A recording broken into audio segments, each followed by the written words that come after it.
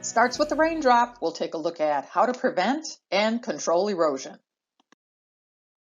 We'll take a look at how to prevent erosion from occurring, the 0-14-day requirements in General Permit Number 2, and then discuss some of the practices that can be used for erosion control, such as maintaining existing vegetation, mulch, erosion control blankets, and tarps. Let's get started. Let's look at the erosion process. It all starts with the raindrop. As raindrops hit the soil surface, they detach soil particles and then move across the land's surface. The eroded soil or sediment causes turbidity or cloudiness in streams, rivers, and lakes. We want to try to prevent and minimize erosion from occurring. This can be done with the use of vegetation, mulch, blankets, and tarps. So we're going to be covering erosion control practices. A resource for you would be SUDAS, which stands for Statewide Urban Design and Specifications Practices. There is a design manual, and there is also a specifications manual. The design manual will have design guidance that can be found in Chapter 7, and you see on the top right is an example of a design guideline, this one being erosion control mulching. And then there is a separate specifications manual. This would be under Division 9, Site Work and Landscaping. This will provide installation instructions for the majority of the practices that we will be discussing.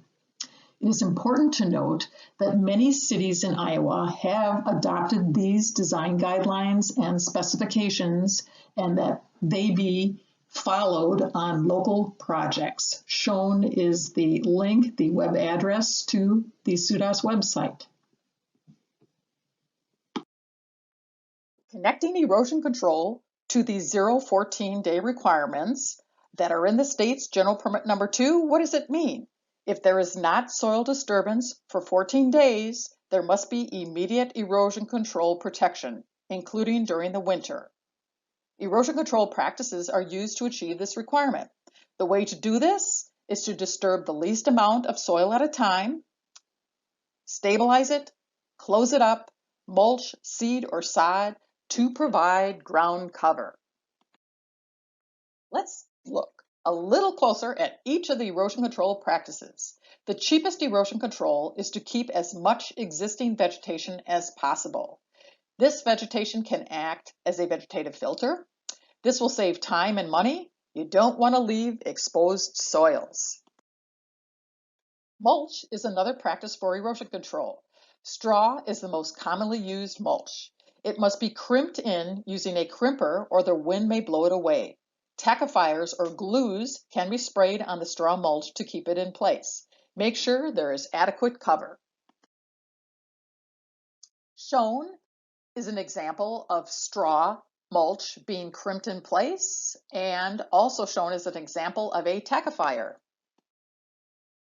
Hydromulch is another practice that can be used. This is a paper clay type product mixed with water in a tank and sprayed on the soil surface.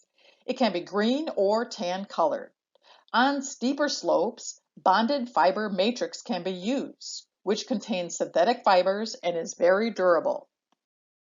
Erosion control blankets can provide immediate protection near project borders, in the right-of-way, between the curb and sidewalk, slopes, and ditches. The ends need to be overlapped, follow staple patterns, and toe in at the top and bottom edge of the blanket. The soil needs to be graded flat with no clumps prior to installation. Tarps can also be used for erosion control. They provide immediate protection and can be reused. They can be used on residential projects, used on stockpiles, slopes, and any diversion. It is important that they be weighted down. And let's not forget about winter. It's important to button up your construction sites for winter. So what this means is you protect the soils before winter and snowfall and before the soils freeze. You can do this by using mulch, temporary seeding, and blankets.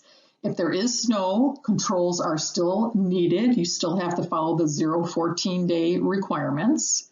You can add straw mulch right on top of snow, as shown in the photo above. You can use weighted tarps. And you could also use erosion control blankets. You would use wood screws and washers to install the blankets in frozen soils. So don't forget, you need to use practices during the winter and plan ahead and button up for winter weather. Up next, keep the dirt on site. We'll take a look at sediment control.